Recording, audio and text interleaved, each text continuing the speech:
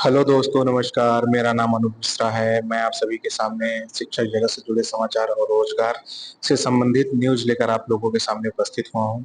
आइए दोस्तों, चलते हैं वन बाय वन करके सारे समाचार पर अपनी नजर डालते हैं। पहला समाचार है, तृतीय सक्षमता परीक्षा के लिए आवेदन आज से नोटिफिकेशन जारी हो गया है। तो बिहार विद्यालय परीक्षा समिति की ओर से तृतीय सक्षमता परीक्षा की तिथि को घोषित कर दिया गया है। तृतीय सक्षमता परीक्षा के लिए 22 फरवरी से 12 मार्च तक आवेदन लिए जाएंगे। तृतीय सक्षमता परीक्षा में 1 से लेकर 12 तक के कुल 61 विषयों की परीक्षा आयोजित की जाएगी। इसमें कक्षा 1 से 5वीं के 3, कक्षा 6 से 8वीं के लिए 6 विषय और प्रारंभिक शारीरिक शिक्षा कक्षा 9 व 10वीं के लिए 20 विषयों और कक्षा 11 से 12वीं के लिए 31 विषयों की परीक्षा आयोजित की जाएगी। सक्षमता परीक्षा से वंचित या बेहतर अंक लाने वाले नियोजित शिक्षक तृतीय सक्षमता परीक्षा में शामिल हो सकते हैं। परीक्षा मई में संभावित है। परीक्षा शुल्क 1100 रुपए देना होगा। जिन्हें पहले आवेदन किया था और परीक्षा नहीं दे पाए थे, उन्हें शुल्क जमा करने की जरूरत नहीं होगी।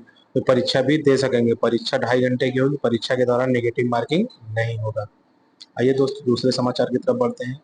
दूसरा समाचार है, जिप मैट के लिए 10 मार्च तक करें आवेदन। यानी कि नेशनल टेस्टिंग एजेंसी एनटीए की ओर से आयोजित joint integrated programme in management admission test JIPMAT 2025 में शामिल होने के लिए आवेदन प्रक्रिया जारी है।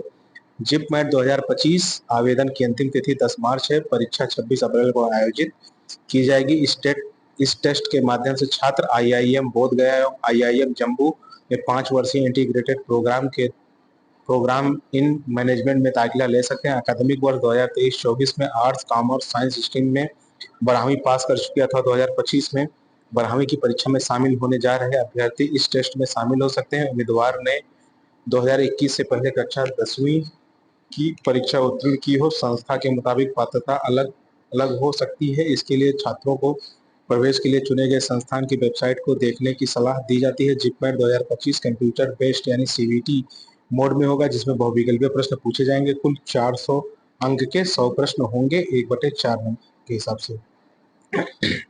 इस बार कॉपी के जांच की प्रक्रिया बदली है। इस बार परीक्षा ही नहीं, कॉपी जांच की प्रक्रिया में बदलाव किया गया है।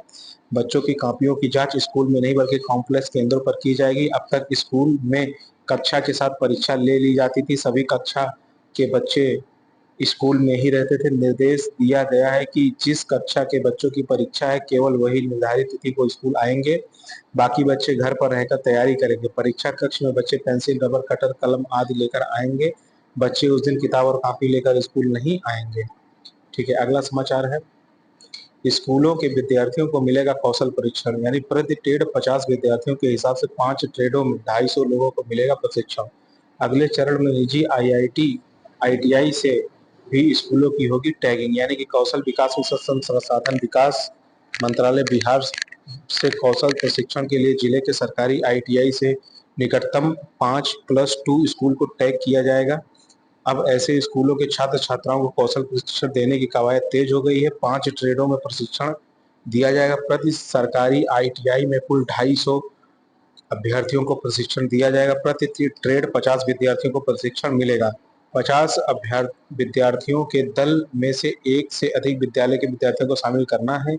एक सरकारी आईटीआई में अधिकतम 250 विद्यार्थियों को प्रशिक्षण की व्यवस्था की जा रही है। प्रशिक्षण का अंशवर हर टैग विद्यालय में नामित एक शिक्षक को जवाबदेही दी गई है। इस प्रशिक्षण की गुणवत्ता का ऑनलाइन अनुश्रवण सॉफ्टवेयर के जरिए किया जाएगा। इसको लेकर निदेशक माध्यमिक शिक्षा बिहार योगेंद्र सिंह ने डीओ कामेश्वर गुप्ता को निर्देशित किया है।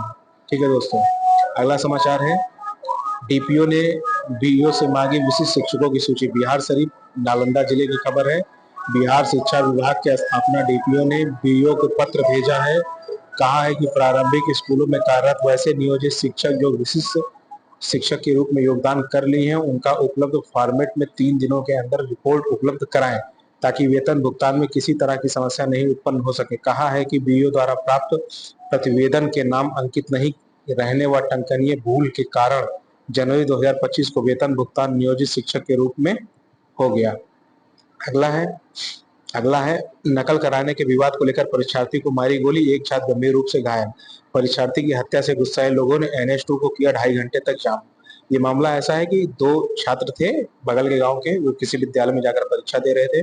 परीक्षा के दौरान उस क्लास में बैठे पीछे के छात्र ने उनसे नकल कराने के लिए कहा। उन छात्रों ने नकल कराने के लिए मना कर दिया। वो छात्र गुस्सा गया। जब परीक्षा समाप्त हुई तो जो नकल कराने के लिए कह रहा था वो जाकर अपने दोस्तों को बुलाकर लेकर आया, और जो नकल नहीं कराया था वो अपने दोस्त के साथ टेम्पो में बैठकर घर जा रहा था। घर जाते वक्त रास्ते में उस गाड़ी को रोककर उससे गोली से मार दिया गया। उस छात्र की तो मौत हो गई, लेकिन एक अन्य छात्र गंभीर रूप से घायल है, उसे अस्पताल में भर्ती कराया गया है। उसी को लेकर के उस बच्चे के गांव के ग्रामीण के लोगों ने हाईवे को जाम कर दिया और बहुत सारी चीजें की। सरकार और पुलिस प्रशासन लगी है पकड़ने में। अभी तक एक अभियुक्त की गिरफ्तारी हो चुकी है। अगला है, सासाराम नकल नहीं कराने पर 2 छात्रों की गोली मारी, एक की मौत। ये वही खबर है जो मैंने आपको बताया। ताराचंडी धाम के पास वारदात हुई, एक गिरफ्तार हुआ। 100 के साथ ग्रामीणों ने NH2 को किया है जाम। अगला है, नालंदा के प्रारंभिक स्कूलों में 10 से 20 मार्च तक होगी वार्षिक परीक्षाएं। यानी कि पहली और दूसरे की मौखिक तो तीसरे से 8वीं तक की लिखित परीक्षा होगी। 1337 प्राथमिक और 827 मध्य विद्यालय संचालित है पूरे जिले में। 3,09,927 परीक्षार्थी नामांकित हैं पहली से 8वीं की कक्षाओं में। देख लीजिए, 10 मार्च को पर्यावरण और सामाजिक विज्ञान की परीक्षा होगी 6 से 8 तक की। 11 मार्च को हिंदी की परीक्षा होगी 3 से 8 तक की, और दूसरी पाली में संस्कृत की परीक्षा होगी 6 से 8 तक की। 12 मार्च को कक्षा गणित की 3 से 5 तक की गणित की परीक्षा होगी, और दूसरी पाली में 6 से 8 तक की गणित की परीक्षा होगी। और 17 मार्च को भाषा हिंदी उर्दू की परीक्षा होगी 3 से 5 तक। भाषा हिंदी उर्दू की परीक्षा होगी कक्षा 6 से 8 तक। 18 मार्च को कक्षा 3 की अंग्रेजी की मौखिक परीक्षा होगी 3 से 5 तक, और दूसरी मीटिंग में अंग्रेजी की परीक्षा होगी 6 से 8 तक। गणित की 19 मार्च को परीक्षा होगी मौखिक पहली और दूसरी कक्षा की, और दूसरी पाली में अंग्रेजी की मौखिक परीक्षा होगी। ठीक है। 20 मार्च को भाषा उर्दू की पहली और दूसरी कक्षा की परीक्षा होगी। इस तरीके से परीक्षाएं होंगी।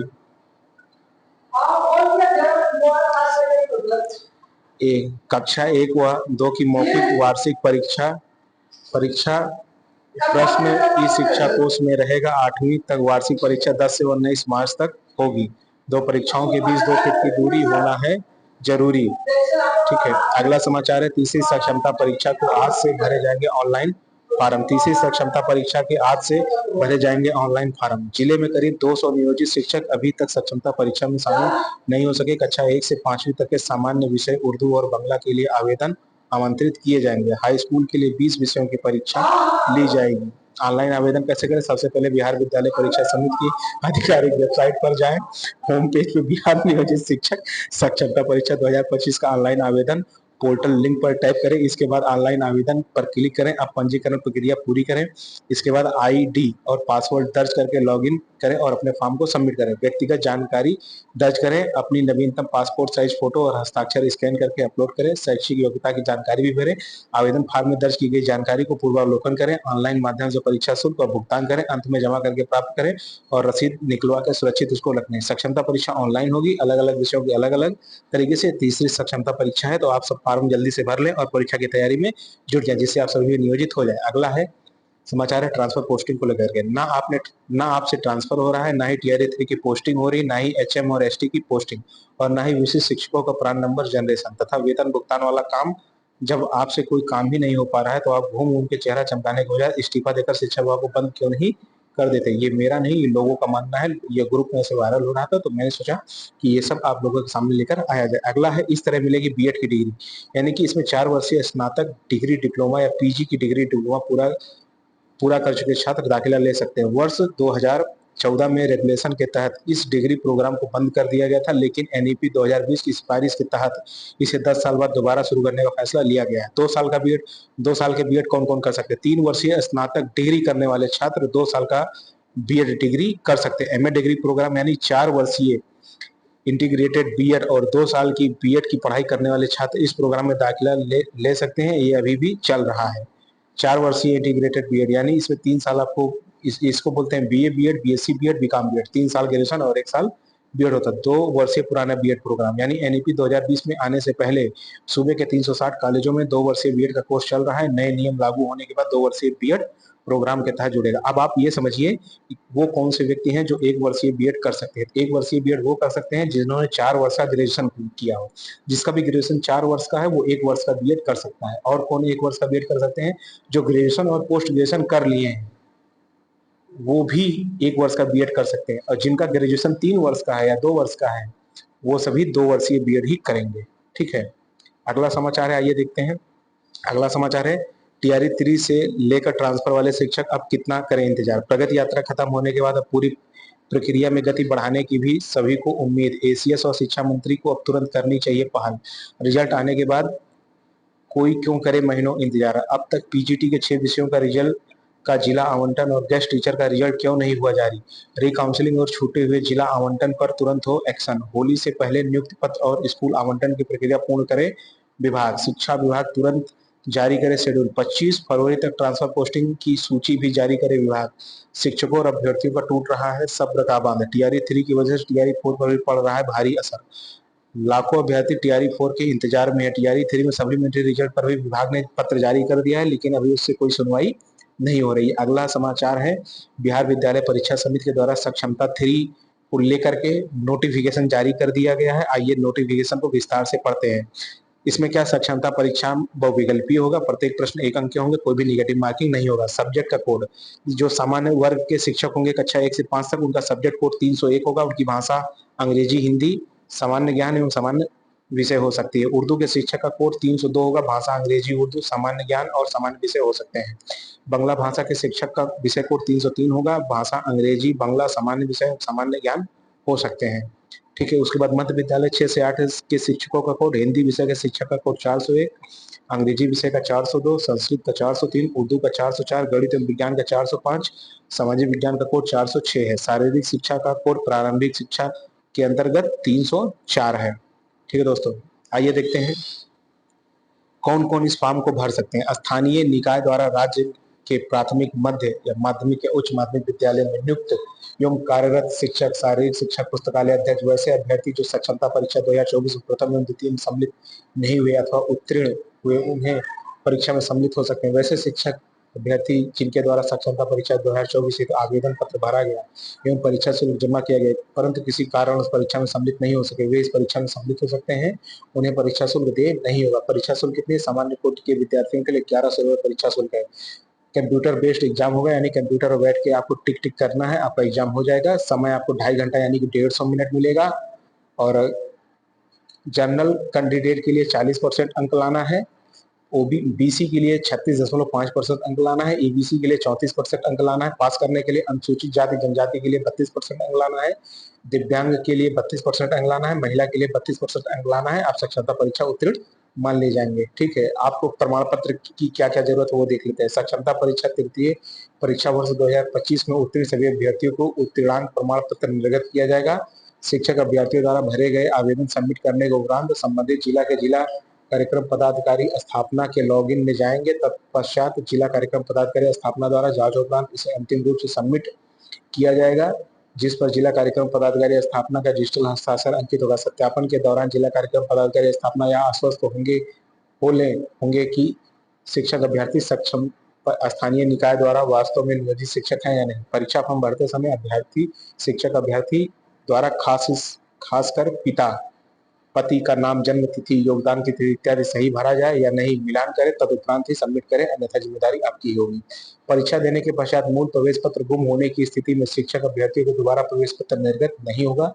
समिति द्वारा निर्गत प्रवेश पत्र शिक्षक अभ्यर्थी द्वारा डाउनलोड किया जाएगा। डाउनलोड किए गए प्रवेश पत्र को जिला कार्यक्रम पदाधिकारी स्थापना द्वारा माह दिसंबर 2024 के वेतन भुगतान का सत्यापन वेतन भुगतान पंजी से कर भौतिक हस्ताक्षर के उपरांत अपलोड किया जाएगा। शिक्षक अभ्यर्थी के आधार कार्ड, नियोजन इकाई द्वारा निर्गत नियुक्ति पत्र एवं फोटो का मिलान कर ही जिला कार्यक्रम पदाधिकारी स्थापना द्वारा प्रवेश पत्र प्रति हस्ताक्षरित किया जाएगा। ठीक है दोस्तों, आगे थोड़ा सा देख लेते हैं। इसमें आप लोग इसको खुद देख सकते हैं। परीक्षा के बाद मूल एडमिट कार्ड शिक्षक अभ्यर्थी द्वारा संबंधित जिला के जिला कार्यक्रम पदाधिकारी स्थापना को समर्पित किया जाएगा। संबंधित शिक्षक अभ्यर्थी मूल एडमिट कार्ड की छायाप्रति अपने पास रखेंगे। इस दौरान जिला कार्यक्रम पदाधिकारी द्वारा शिक्षक अभ्यर्थी का थंब इम्प्रेशन एवं अन्य बायोमेट्रिक मिलान किया जाएगा एवं मूल एडमिट कार्ड को पोर्टल पर अपलोड कर मूल एडमिट कार्ड कार्यालय में सुरक्षित रखेंगे। वैसे शिक्षक अभ्यर्थी जिन्हें सक्षमता परीक्षा देनी है, उन्हें ऑनलाइन परीक्षा है तो कंप्यूटर पर आवश्यक प्रैक्टिस करने की सलाह दी जाती है। यह प्रैक्टिस नजदीकी विद्यालय के आईसीटी लैब में संध्या 5 बजे के बाद एवं नजदीकी प्राथमिक शिक्षक प्रशिक्षण संस्थान, जिला शिक्षा एवं प्रशिक्षण संस्थान यानी पीटीसी सीटी महाविद्यालय में शाम 7:30 से रात 9:30 बजे तक आप लोग कर सकते हैं। ठीक है दोस्तों, और आपके सक्षमता परीक्षा का फॉर्म भरने की तारीख 22 फरवरी से लेकर के 12 जनवरी तक है और मई में आपकी परीक्षा हो जाएगी दोस्तों। इस प्रकार आज के मुख्य समाचार समाप्त होते हैं। अगर आपको लगता है मेरे समाचार के माध्यम से आपको थोड़ा-सा भी लाभ हुआ हो, मेरे द्वारा बताई गई जानकारी आपके किसी काम की हो, तो आप लोगों से विनम्र निवेदन है, शिक्षक बंधु और भाइयों से कृपया चैनल को सब्सक्राइब करें और इस परिवार को बड़ा करें। और अगर आपने वीडियो देख ही लिया है तो कृपया चैनल को वीडियो को लाइक ज़रूर कर दें, क्योंकि वीडियो बनाने में बहुत मेहनत लगती है। ठीक है? आप अपने से छोटों को प्यार करें, बड़ों को सम्मान करें, अपना व्यक्तित्व इस प्रकार विकसित करें कि महिलाएँ समाज में सम्मानित, सुरक्षित और सहज महसूस करें। जय हिंद, जय भारत, जय बिहार, जय श्री राम।